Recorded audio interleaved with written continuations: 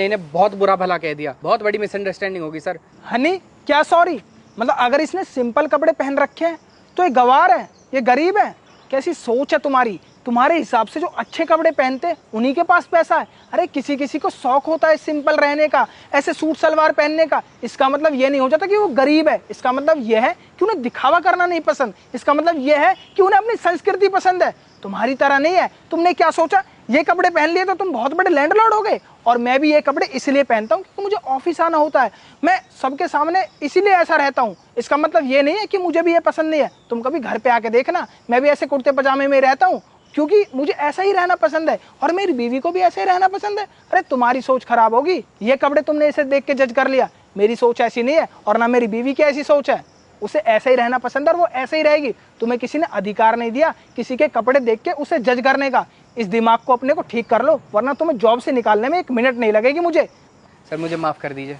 अरे क्या माफ करूं तुम्हें? मुझे तो शर्म आ रही है कि मैंने तुम जैसे एम्प्लॉय को अपनी कंपनी में रखा हुआ है। तुम्हें इतनी भी तमीज नहीं है, तुमने किसी के ऊपर ऐसे कमेंट्स करे।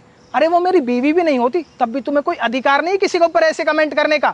आगे से किसी पे कमेंट करने से पहले 100 बार सोच लेना।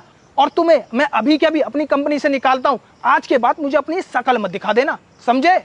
सॉरी सर, ये मेरी पहली और आखिरी गलती होगी, मुझे माफ़ कर दीजिए। I am sorry ma'am.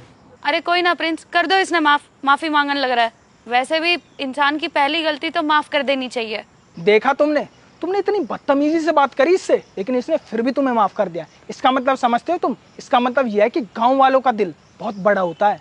उनकी कोई बेइज्जती भी कर देना तब ये सोचते हैं कि दूसरे आदमी का बुरा ना हो। और तुम क्या बिगाड़ा था इसने तुम्हारा? अरे गाड़ी पे कपड़ा भी मार रही थी तो कोई गुनाह तो नहीं कर रही थी, गाड़ी को साफ ही तो कर रही थी। मतलब साफ करना भी कोई पाप हो गया उसमें? तुमने इसे इतना सुनाया? तुम्हें तमीज नाम की कोई चीज नहीं है। और इसको देखो, अब भी तुम्हें माफ करने के लिए बोल रही है। इसे कहते हैं इंसान, इसे कहते हैं इंसानियत, जो तुम्हारे अंदर बिल्कुल नहीं है। तुम्हारे अंदर तो इंसानियत मर चुकी है बिल्कुल। जाओ, कर दिया तुम्हें माफ। अब यहाँ पे खड़े मत रहो, जाके अपना काम करो। काम कुछ करते नहीं हो, काम चोरी करते रहते हो, बस बकवास करवा लो कितनी भी। जाओ।